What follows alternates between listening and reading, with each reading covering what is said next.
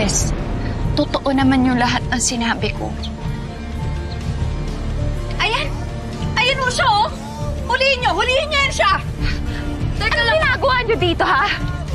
Teka lang, bakit yung kaibigan ko yung huhulihin niyo? Eh, yung malanding yan yung kabet. Yung kaibigan mo ang may atraso sa akin, no? Dahil pinost niya, nasira yung pangalan ko, tsaka madami akong trabahong naantala. Kaya dapat lang magbayad yan ng danyos eh. O kaya, ipakulong. Kaya naman, sige, hulihin niyo na yan. Hala, ma'am! Ma'am! Huwag kayo na naman! Wala niyo ba ako! Kasalanan! Ma'am, wala Si Tonet na nga ang niloko. Siya pa ang nademanda. Bagsak na bagsak tuloy si Tonet sa buhay. Diyos ko. Miss! Miss, sorry. Ay, Hindi ko sinasadya. hindi. Okay lang talaga. Pasensya na rin, Okay ka ha? lang? Nahulog kasi yung sapatos ko, eh. Ito ba? Ay, Sige, ako. ay. Salamat po. Okay ka lang? Gusto mo hatid na kita sa inyo? Wala na akong mauuwian, eh.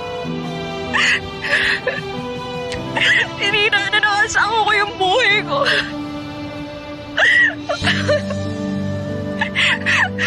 Pasensya ka na. Hindi. O sige. Halika, sumama ka muna sa akin. Tara.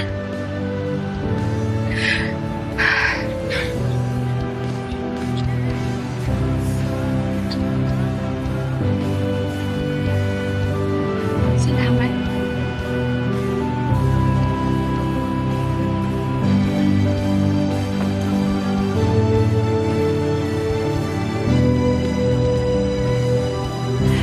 Grabe pala yung ginawa sa'yo ng pamilya ng asawa mo.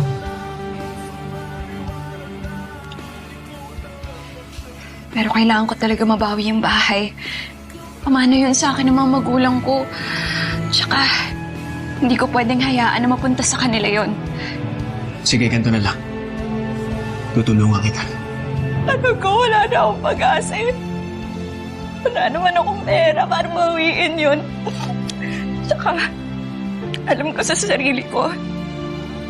Alam kong pangit ako.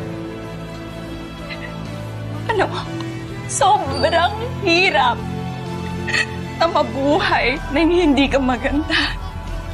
Tumingin na sa akin. Akong bahala sa'yo.